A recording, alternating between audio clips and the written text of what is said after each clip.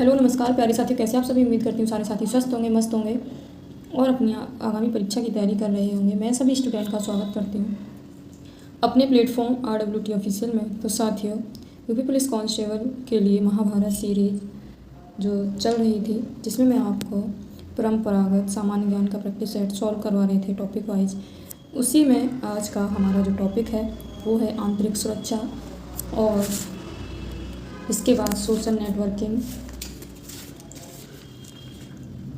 मानवाधिकार संबंधी प्रश्न और साइबर सुरक्षा संबंधी प्रश्न। तो इन 4 टॉपिक्स के प्रश्नों को सॉल्व करेंगे।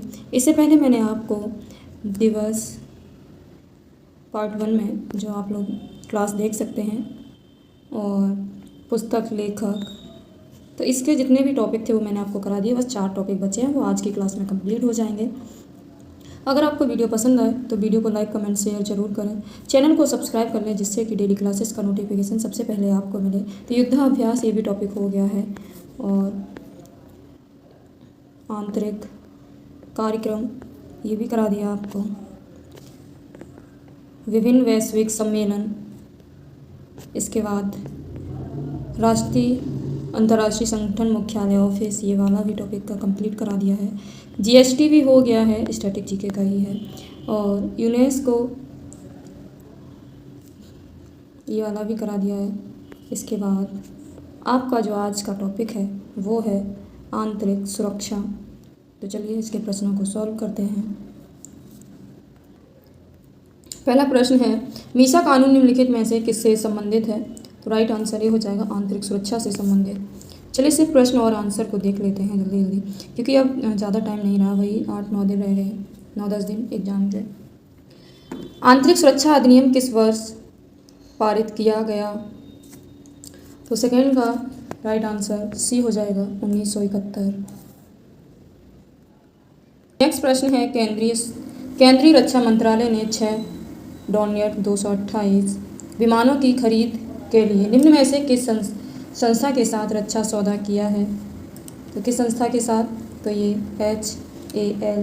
तो राइट आंसर ए हो जाएगा, थर्ड का राइट आंसर है। आंतरिक सुरक्षा से क्या तात्पर्य है? तो 4 नंबर है, आंतरिक सुरक्षा से क्या तात्पर्य है?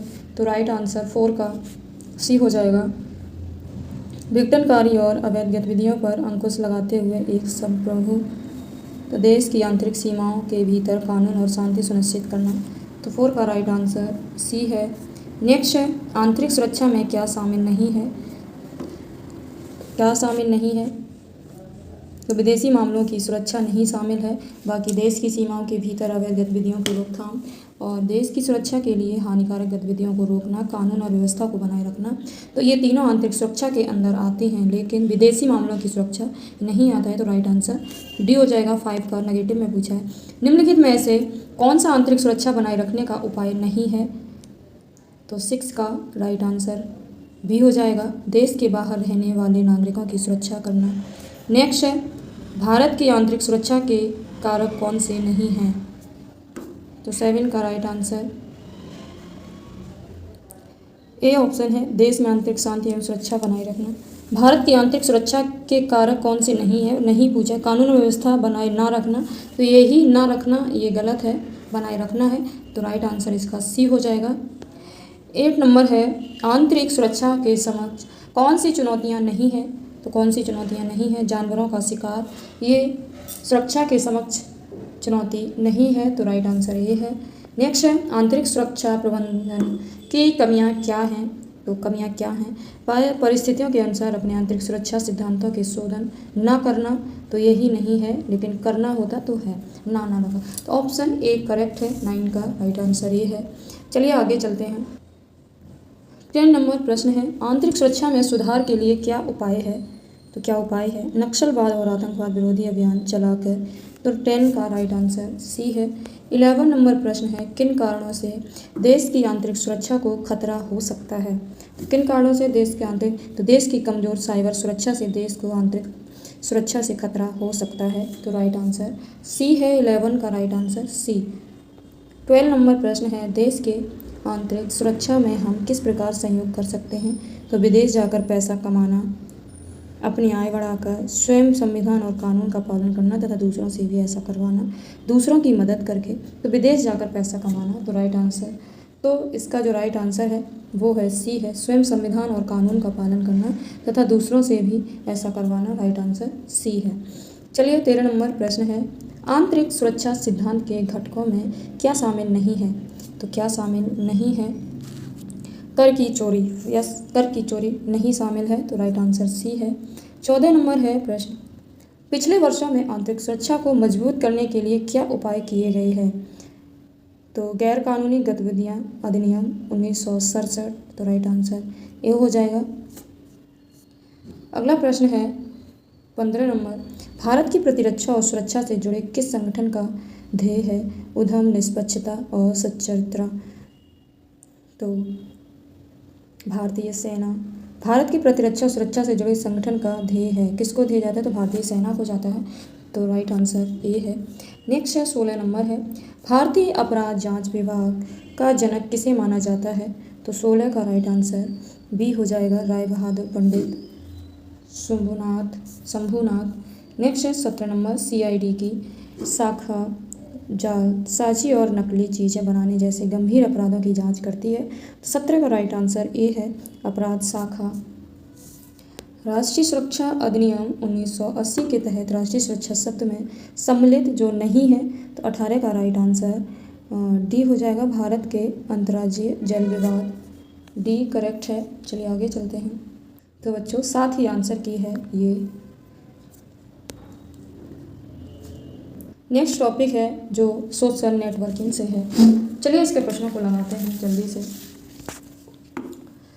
सोशल मीडिया के माध्यम से सामग्री हमें जानकारी प्रसारित करने की अनुमति देती है, किसकी अनुमति देती है? तो प्रकाशित करना, तो राइट आंसर बी हो जाएगा। नेक्स्ट है फ़ोटो साझा करने के लिए सोशल नेटवर्किंग साइटों का उपयोग के रूप में जाना जाता है, तो किस रूप में जाना जाता है? तो फोटो आधारित social networking, option B correct है। अगला है निम्नलिखित में से कौन सा सोशल मीडिया प्लेटफॉर्म नहीं है? तो सोशल मीडिया प्लेटफॉर्म कौन सा नहीं है? तो तीसरे का राइट आंसर गूगल जो है वो सोशल मीडिया नेटवर्किंग नहीं है, लेकिन ट्विटर हो गया, फेसबुक हो गया और इंस्टाग्राम हो गया, तो ये सोशल मीडिया नेटवर्क प्लेटफॉर्म है, तो राइट आंसर डी हो जाएगा, गूगल सोशल मीडिया नेटवर्किंग नहीं है। फेसबुक की स्थापना वर्ष में हुई थी, तो ये इम्पोर्टेंट है, कभी कभी पूछ लेते हैं और ये भी प्रश्न पूछ लिया जाता है, तो ये भी इम्पोर्टेंट है। जो प्लेटफॉर्म नहीं है, तीसरा नंबर जो प्रश्न है ये भी इम्पोर्टेंट है। फेसबुक की स्थापना वर्ष में हुई, तो 4 नंबर कब हुई? तो 2004 में हुई, तो राइट आंसर सी है। आगे चलते हैं। नेक्स्ट प्रश्न है ट्विटर एक आधारित संचार मंच है। ट्विटर एक आधारित संचार मंच है, तो किसका? SMS का है, तो राइट आंसर बी हो जाएगा। नेक्स्ट है निम्नलिखित में से कौन सा दूसरा सबसे बड़ा खोज इंजन है? तो सबसे बड़ा खोज इंजन जो है वो यूट्यूब है, राइट आंसर ए हो जाएगा, 6 का राइट आंसर ए है। नेक्स्ट है नौकरी खोजने पेशेवरों से जुड़े रहने और नए कर्मचारियों की भर्ती के अलावा हमें अनुभवी कर्मचारियों की सलाह से अपने व्यवसाय को बढ़ावा देने में भी मदद करता है, तो क्या करता है? तो 7 का जो राइट आंसर है वो है ए, लिंक्डइन, तो ए हो जाएगा। 8 नंबर प्रश्न है डैश का उपयोग करके हम दोस्तों, रिश्तेदारों, सहकर्मियों और ग्राहकों को संदेश, चित्र, ऑडियो तथा वीडियो भेज सकते हैं? फेसबुक, ट्विटर, प्रिंटर, कोई नहीं, तो 8 का राइट आंसर ए हो जाएगा, फेसबुक।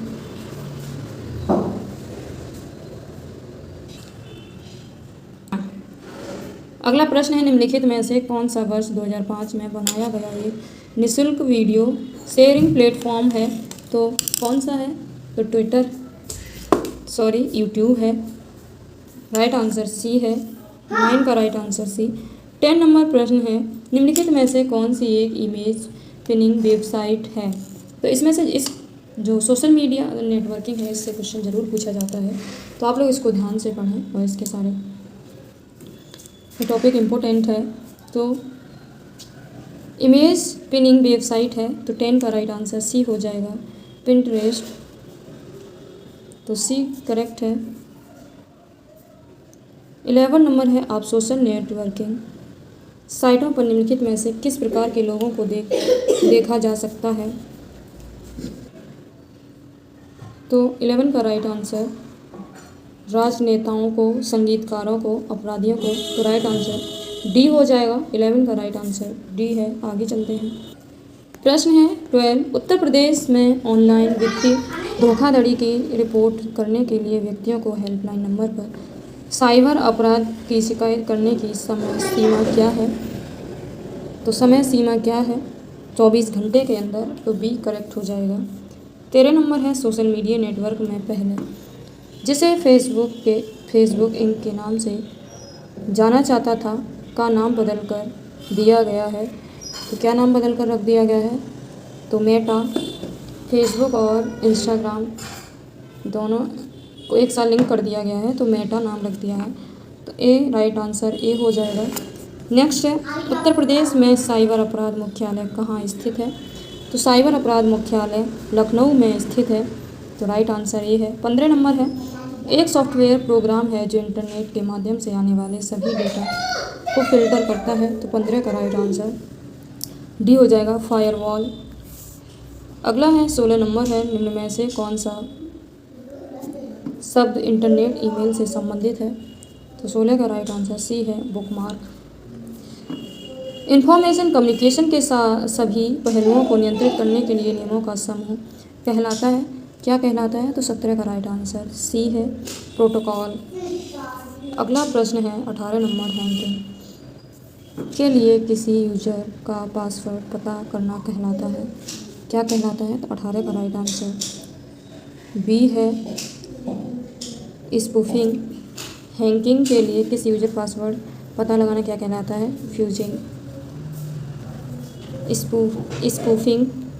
स्पूफिंग कहलाता है। तो बी करेक्ट है 18 का। सोशल मीडिया में हैशटैग का प्राथमिक उद्देश्य क्या है। तो हैशटैग का प्राथमिक उद्देश्य ए सर्चेबिलिटी के लिए कीवर्ड या टॉपिक को चिन्हित करना।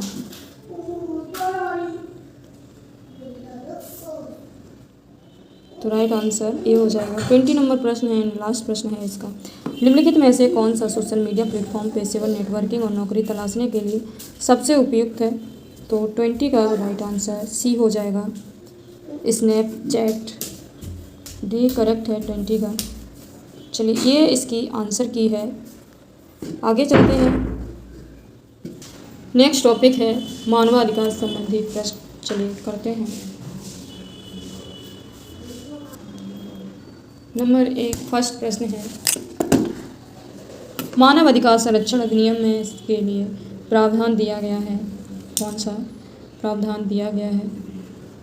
तो राष्ट्रीय मानवाधिकार आयोग, राज्य मानवाधिकार आयोग, सी है जिला मानवाधिकार आयोग और डी है मानवाधिकार न्यायालय। तो जिला मानवाधिकार आयोग नहीं। तो इसका जो राइट आंसर है ए बी डी हो जाएगा। A B D. तो ऑप्शन ए करेक्ट हो जाएगा। नेक्स्ट है सेकेंड नंबर निम्नलिखित में से किसी राज्य मानवाधिकार आयोग के अध्यक्ष या किसी अन्य सदस्यों को हटाने का अधिकार प्राप्त होता है। तो सेकेंड का राइट आंसर डी है भारत के राष्ट्रपति। भारत के राष्ट्रपति को राज्य मानवाधिकार आयोग के अध्यक्ष या किसी अन्य सदस्य को हटाने का अधिकार प्राप्त होता है। चलिए नेक्स्ट प्रश्न है मानवाधिकार दिवस 2020 का विषय क्या था। तो 2020 की थीम क्या थी। तो तीसरे का राइट आंसर सी हो जाएगा बेहतर पुनर्प्राप्ति, मानव अधिकारों के लिए बड़े हो जाओ। तो सी करेक्ट है। अगला प्रश्न है राष्ट्रीय मानवाधिकार आयोग के अध्यक्ष होना चाहिए। तो 4 का राइट आंसर ए हो जाएगा सर्वोच्च न्यायालय के सेवानिवृत्त मुख्य न्यायाधीश या सर्वोच्च न्यायालय के सर्वोच्च न्यायाधीश। ऑप्शन ए करेक्ट है। चलिए आगे चलते हैं। राज्य मानवाधिकार आयोग के अध्यक्ष और सदस्य की नियुक्ति कौन करता है। तो 5 का राइट आंसर ए है राज्य के राज्यपाल। 6 नंबर प्रश्न है मानव अधिकारों की सार्वभौमिक घोषणा को संयुक्त राष्ट्र महासभा द्वारा वर्ष में अपनाया गया था? तो 6 का राइट आंसर बी हो जाएगा 1948।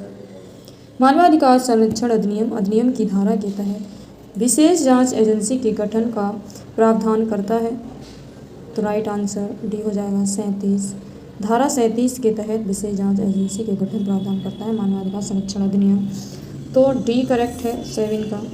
8 नंबर प्रश्न है, मानवाधिकार का संरक्षण अधिनियम की धारा 2(1) के अनुसार मानवाधिकार में संबंधित अधिकार हैं। 8 का राइट आंसर भी क्या हो जाएगा? जीवन, स्वतंत्रता, समानता और व्यक्ति की गरिमा। तो चारों ही करेक्ट, तो ए बी सी डी चारों ही हो जाएंगे, तो ए करेक्ट है। नेक्स्ट है, राष्ट्रीय मानवाधिकार आयोग की स्थापना किस वर्ष में की गई थी? तो किस वर्ष में की गई थी? 9 का राइट आंसर सी है 1993 में राष्ट्रीय मानवाधिकार आयोग की स्थापना की गई। मानवाधिकार दिवस प्रत्येक वर्ष को मनाया जाता है? तो प्रत्येक वर्ष 10 दिसंबर को मानवाधिकार दिवस मनाया जाता है। राइट आंसर डी है। आगे चलते हैं। 11 नंबर प्रश्न है, राष्ट्रीय मानवाधिकार आयोग के सदस्य की सेवानिवृत्ति की आयु वर्ष है तो कितनी है? तो 11 का राइट आंसर सी हो जाएगा 70 वर्ष। 12 नंबर प्रश्न है, राष्ट्रीय मानवाधिकार आयोग के अध्यक्ष या किसी भी अन्य सदस्य को हटाने की शक्ति निम्नलिखित में से किसके पास होती है? तो यह शक्ति किसके पास होती है? भारत के राष्ट्रपति के पास। तो बी करेक्ट है, बी। चलिए आगे चलते हैं। राष्ट्रीय मानवाधिकार आयोग द्वारा किसी भी रूप में प्राप्त सभी शिकायतें प्राप्त करने की तिथि से के भीतर पंजीकृत जाएगी और उन्हें एक संख्या निर्दिष्ट की जाएगी और तथा विचारार्थ के लिए रखा जाएगा। तो क्या हो जाएगा? 13 का राइट आंसर 1 सप्ताह। आंसर डी करेक्ट है, 13 का बी। नेक्स्ट है 14 नंबर, राष्ट्रीय मानवाधिकार आयोग की स्थापना किस वर्ष हुई थी? तो किस वर्ष हुई थी? तो 1993। दूसरी बार प्रश्न पूछ लिया गया, कोई बात नहीं। अगला प्रश्न है, राष्ट्रीय मानवाधिकार आयोग मानव अधिकार संरक्षण अधिनियम 1993 के तहत स्थापित एक है तो क्या है? स्थापित एक संवैधानिक निकाय है, सांविधिक निकाय है। तो बी करेक्ट है। मानवाधिकार पर संयुक्त राष्ट्र आयोग के द्वारा प्रतिस्थापित किया गया था? तो संयुक्त राष्ट्र मानवाधिकार परिषद द्वारा प्रतिस्थापित किया गया था। तो राइट आंसर ए है।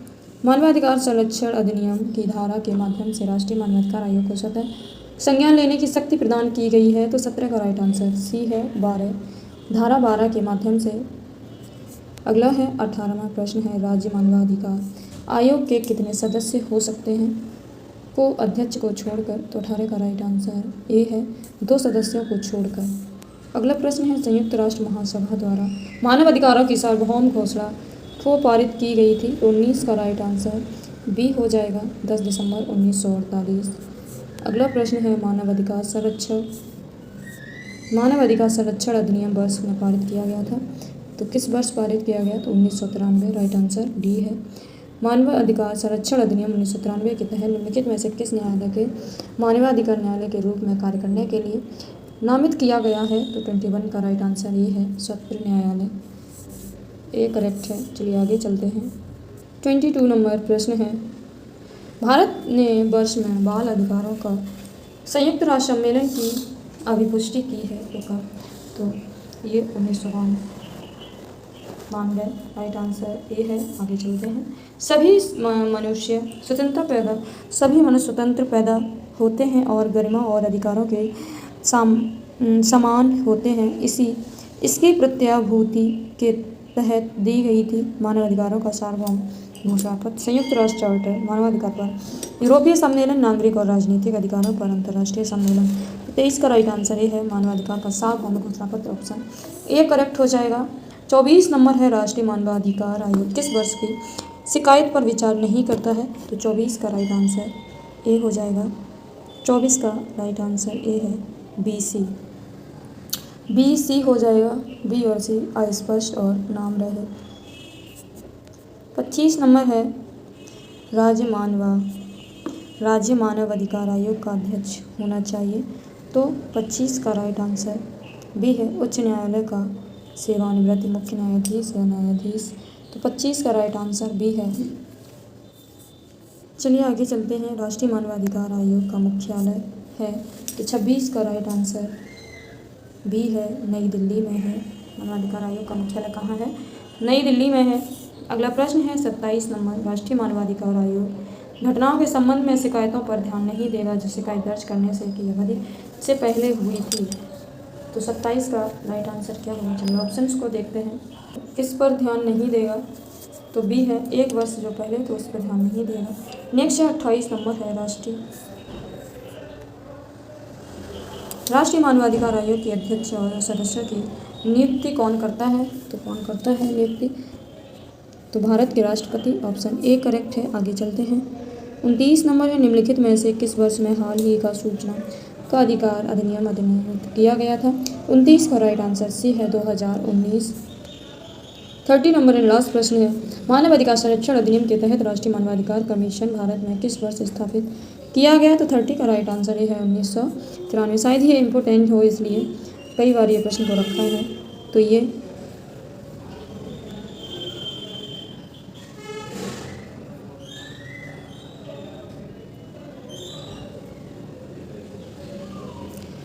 आंसर की है, आप लोग देख सकते हैं। चलिए नेक्स्ट टॉपिक है साइबर सुरक्षा संबंधी प्रश्न। साइबर सुरक्षा से भी प्रश्न पूछे ही जाते हैं, तो ये इम्पोर्टेंट टॉपिक है। आप शुरू से अंत तक वीडियो को देखें, आपको काफ़ी फ़ायदा मिलेगा। प्रश्न फंस जाएंगे, 2-3 तो फंस सकते हैं, तो ये वीडियो काफ़ी महत्वपूर्ण रहने वाली है आप सभी के लिए। साइबर अश्लीलता का कारण बनने वाली सामग्री के लिए सामग्री की प्रकृति होगी। क्या प्रकृति होगी?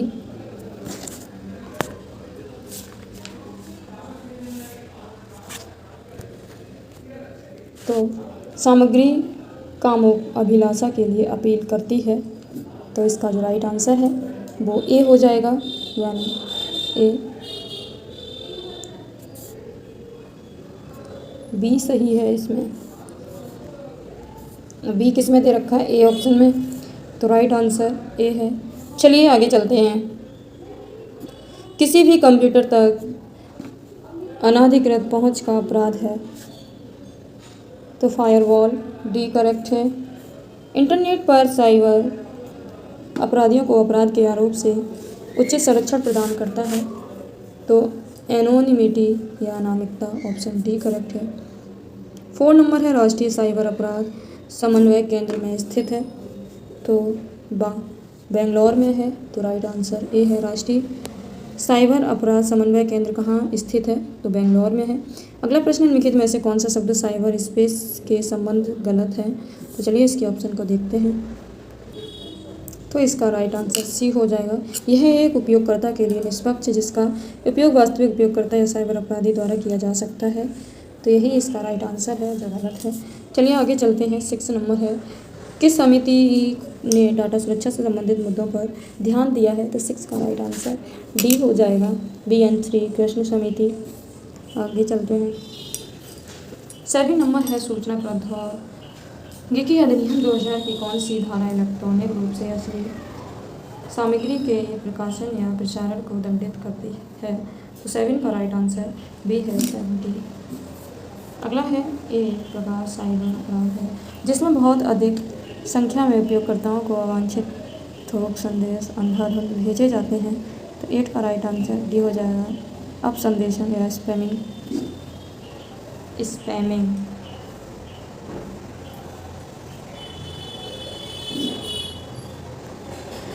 अगला प्रश्न है 9 नंबर। सलामी धोखाधड़ी या सलामी अटैक के बारे में निम्नलिखित में से कौन सा सत्य है? तो बी करेक्ट है, आसानी से पता लगाने योग्य। 9 का राइट आंसर बी है। आगे चलते हैं। इंटरनेट घंटों की चोरी से सूचना प्रौद्योगिकी अधिनियम की धारा के तहत निपटा जाता है। किस धारा के तहत निपटा जाता है? तो 43 बी, ऑप्शन ए करेक्ट है। अगला प्रश्न है 11 नंबर। थोड़ा साफ नहीं दिख रहा है पर आप लोगों को समझ में आएगा, इतना तो दिख ही रहा है। एक प्रकार के साइबर अपराध हमला है जहां साइबर अपराधी नेटवर्क को नष्ट करने के लिए ट्रैफिक से वेबसाइट को भरते हैं, तो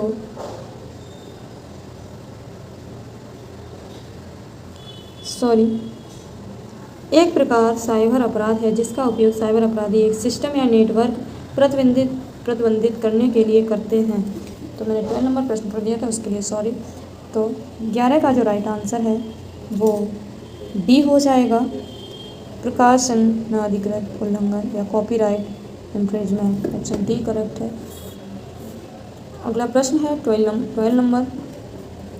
एक प्रकार का साइबर अपराध हमला जहां साइबर अपराधी नेटवर्क को नष्ट करने के लिए व्यर्थ ट्रैफिक से वेबसाइट को भरते हैं। तो 12 का राइट आंसर सी हो जाएगा, साइबर स्टॉकिंग।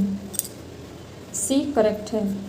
अगला है अश्लील सामग्री को इलेक्ट्रॉनिक रूप में प्रकाशित या प्रसारित करना के तहत दंडनीय अपराध है। तो 13 का राइट आंसर बी है, सूचना प्रौद्योगिकी अधिनियम 2000 की धारा 67A के तहत। तो बी करेक्ट है। 13 का राइट आंसर बी है। अगला है प्रश्न डैश। एक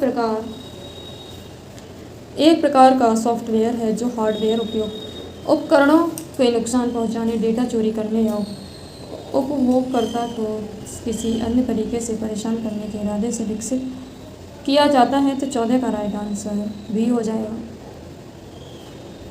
मैलवेयर। ऑप्शन बी करेक्ट है 14 का। अगला प्रश्न है 15 नंबर। जो कोई भी वर्ष में कम आयु के व्यक्ति को कोई अश्लील सामग्री वितरित करता है वह अपराध का दोषी है। तो 15 का राइट आंसर बी है 21।